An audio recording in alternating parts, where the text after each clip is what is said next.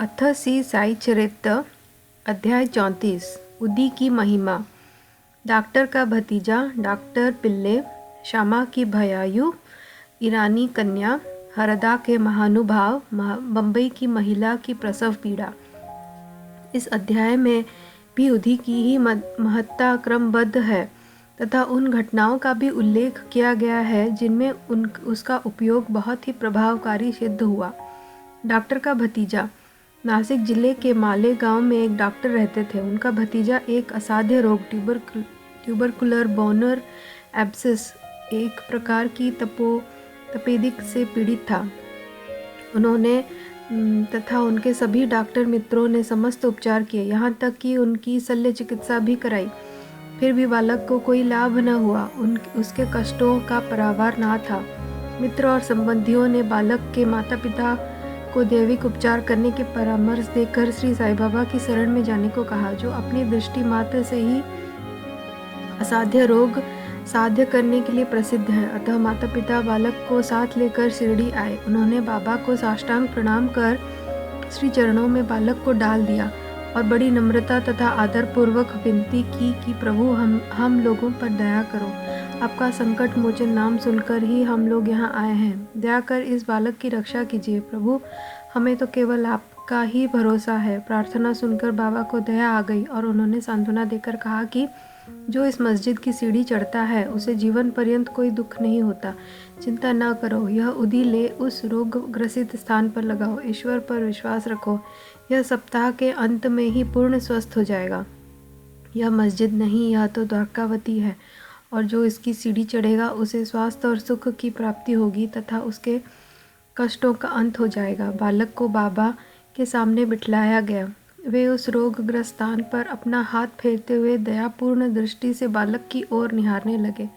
रोगी अब प्रसन्न रहने लगा और उदी के लेप से बालक थोड़े समय में ही स्वस्थ हो गया।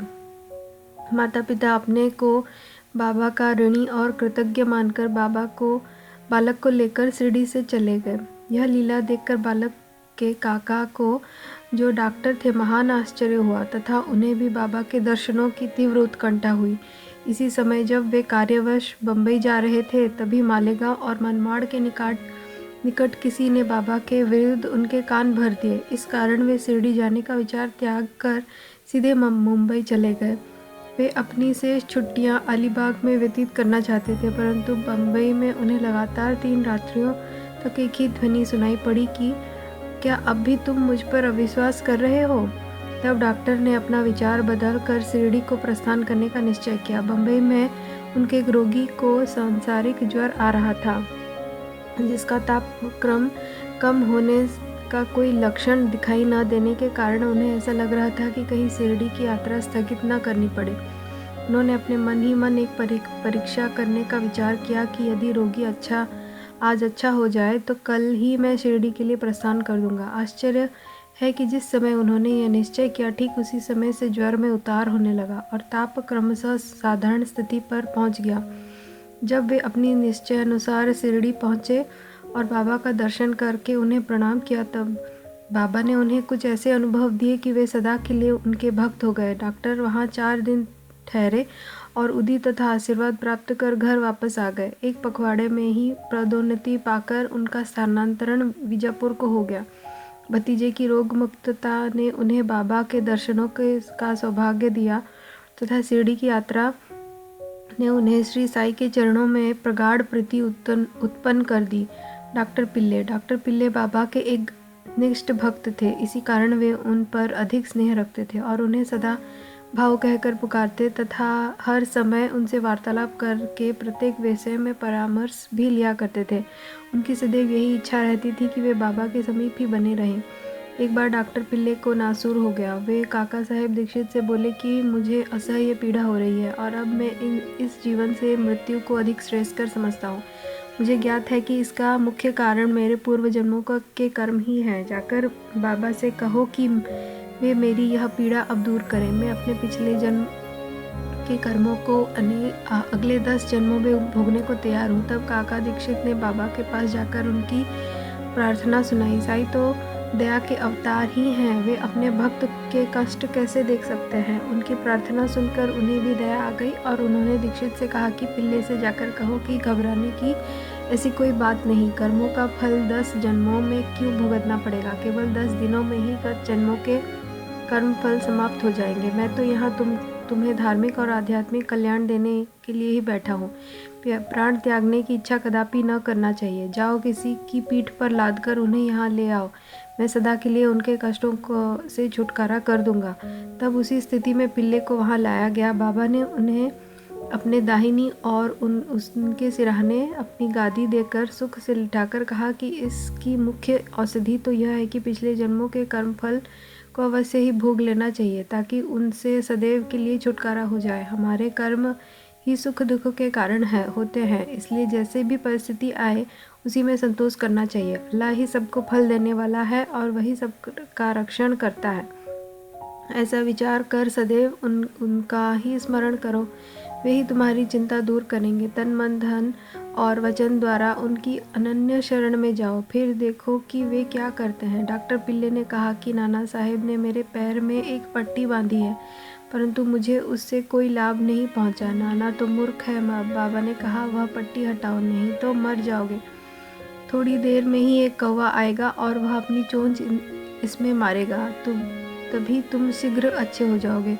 जब यह वार्तालाप हो ही रहा था, उसी समय अब्दुल, जो मस्जिद में झाड़ू लगाने तथा दिया बाती आदि स्वच्छ करने का कार्य करता था, वहां आया। जब वह दिया बाती स्वच्छ कर रहा था तो अचानक ही उसका पैर डॉक्टर पिल्ले के नासूर वाले पर पड़ा।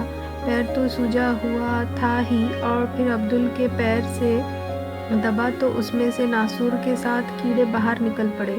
कष्ट असहनीय हो गया और डॉक्टर पिल्ले उच्च स्वर में चिल्ला पड़े, किंतु कुछ काल के ही पश्चात वे शांत होकर गीत गाने लगे। तब बाबा ने कहा, देखा भाऊ, अब अच्छा हो गया है और गाना गा रहा है। गाने के बोल थे, करम कर मेरे हाल पर तू करीम, तेरा नाम रहमान है और रहीम, तू ही दोनों आलम का सुल्तान है, जहाँ में नुमाया तेरी शान है।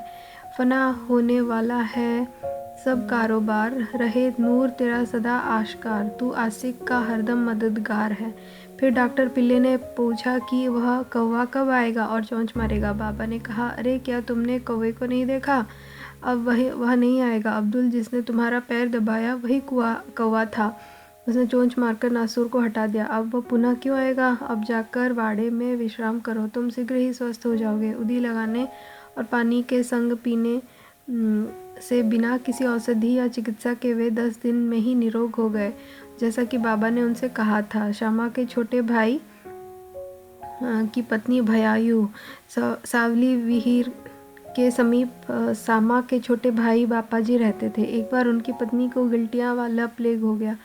उसे ज्वर हो आया और उसकी जांघ में प्लेग की 2 गिल्टियाँ निकल आई। बापाजी दौड़कर श्यामा के पास आए, सहायता के लिए चलने को कहा। श्यामा भयभीत हो उठे। उन्होंने सदैव की भांति बाबा के पास जाकर उन्हें नमस्कार किया और सहायता के लिए उनसे प्रार्थना की तथा भ्राता के घर प्रस्थान करने की अनुमति मांगी। बाबा ने कहा कि इतनी रात्रि व्यतीत हो चुकी है, अब इस समय तुम कहाँ जाओगे? केवल उदी ही भेज दो। ज्वर और गिल्टी की चिंता क्यों करते हो? भगवान तो अपने पिता और स्वामी है, वह शीघ्र स्वस्थ हो जाएगी। अभी मत जाओ, प्रातः काल जाना और शीघ्र ही लौट आना। श्यामा तो उस अमृत संजीवनी उदी पर पूर्ण विश्वास था। उसे ले जाकर उसके भ्राता ने थोड़ी सी गिल्टी और माथे पर लगाई और कुछ जल में घोलकर रोगी को पिला दी। वैसे ही उसका सेवन किया गया। वैसे ही पसीना वेग और प्रवाहित होने लगा। ज्वर मंद पड़ गया और रोगी प्रगाढ़ निद्रा में निमग्न हो गया। दूसरे दिन बापाजी ने अपनी पत्नी को स्वस्थ देखकर बड़ा आश्चर्य प्रकट किया कि न तो ज्वर है और न गिल्टी का कोई चिन्ह ही। दूसरे दिन जब श्यामा बाबा की अनुज्ञा प्राप्त कर वहाँ पहुँचे तो अपने भाई की स्त्री को चाय बनाते देखकर उन्हें बड़ा आश्चर्य हुआ। अपने भाई से पूछताछ करने पर उन्हें पता चला कि बाबा की उदी ने एक रात्रि में ही रोग को समूल नष्ट कर दिया है। तब श्यामा को बाबा के शब्दों का मर्म समझ में आया कि प्रातः काल जाओ और शीघ्र लौट कर आओ। चाय पीकर श्यामा लौट आया और बाबा को प्रणाम करने के पश्चात कहने लगा कि देवा, ये तुम्हारा क्या नाटक है? पहले बवंडर उठाकर हमें शांत कर देते हो, फिर हमारी शीघ्र सहायता कर सब ठीक ठाक कर देते हो। बाबा ने उत्तर दिया कि तुम्हें याद होगा कि कर्म पथ अति रहस्यपूर्ण है। यद्यपि मैं कुछ भी नहीं करता, फिर भी लोग मुझे ही कर्मों के लिए दोषी ठहराते हैं। मैं तो एक दर्शक मात्र ही हूँ। केवल ईश्वर ही एक सत्ताधारी और प्रेरणा देने वाले हैं। वे ही परम दयालु हैं। मैं न तो ईश्वर हूँ और न मालिक, केवल उनका एक आज्ञाकारी सेवक ही हूँ और सदैव उनका स्मरण किया करता हूँ। जो निरभिमान होकर अपने को कृतज्ञ समझकर उन पर पूर्ण विश्वास करेगा, उसके कष्ट दूर हो जाएंगे और उसे मुक्ति की प्राप्ति होगी। रानी कन्या। अब एक ईरानी भद्र पुरुष का अनुभव पढ़िए। उनकी छोटी कन्या घंटे घंटे पर मूर्छित हो जाया करती थी। उसके हाथ पैर ऐंठ जाते और वह बेहोश होकर भूमि पर गिर पड़ती थी। जब नाना प्रकार के उपचारों से भी उसे कोई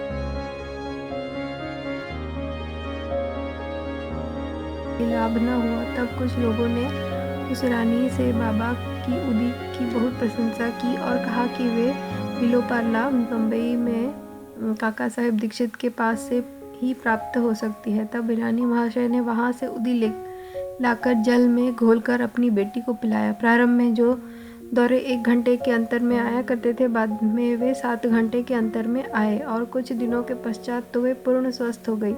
हरदा के महानुभाव पथरी रोग से ग्रस्त थे। यह पथरी केवल शल्य चिकित्सा द्वारा ही निकाली जा सकती थी। लोगों ने भी उन्हें ऐसा ही करने का परामर्श दिया। वे बहुत ही वृद्ध तथा दुर्बल थे और अपनी दुर्बलता देखकर उन्हें शल्य चिकित्सा कराने का साहस न हो रहा था। इस हालत में उनकी व्याधि का और इलाज ही क्या था। इसी समय नगर के इनामदार भी वहां आए हुए थे, जो बाबा के परम भक्त थे तथा उनके पास उदी भी थी। कुछ मित्रों के परामर्श देने पर उनके पुत्र ने उनसे कुछ उदी प्राप्त कर अपने वृद्ध पिता को जल में मिलाकर पीने को दी। केवल 5 मिनट में ही उदी के पेट में जाते ही पथरी मल मूत्रेंद्र के द्वार से बाहर निकल गई और वह वृद्ध शीघ्र ही स्वस्थ हो गया। बम्बई की महिला की प्रसव पीड़ा। बम्बई की कायस्थ प्रभु जाति की एक महिला को प्रसव काल में असहनीय वेदना हुआ करती थी। जब वह गर्भवती हो जाती तो बहुत घबराती और किंकरते विवूढ़ हो जाया करती थी। उसके उपचारार्थ उनके एक मित्र श्री राम मारुति ने उन्हें उसके पति को सुझाव दिया कि यदि इस पीड़ा से मुक्ति चाहते हो तो अपनी पत्नी को शिरडी ले जाओ। दोबारा जब उनकी स्त्री गर्भवती हुई तो वे दोनों पति पत्नी शिरडी आए और वहाँ कुछ मास ठहरे। वे बाबा की नित्य सेवा करने लगी।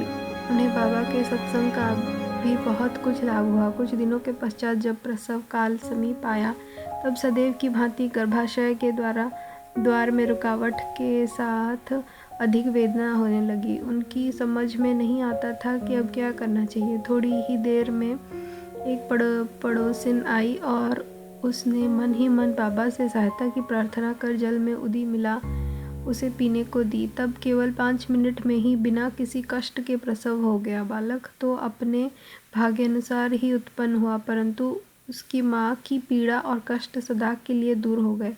वे अपने को बाबा का बड़ा कृतज्ञ समझने लगे और जीवन पर्यंत उनके आभारी बने रहे। श्री सद्गुरु साईनाथ अर्पणमस्तु। शुभम भवतु। ओम श्री साई राम।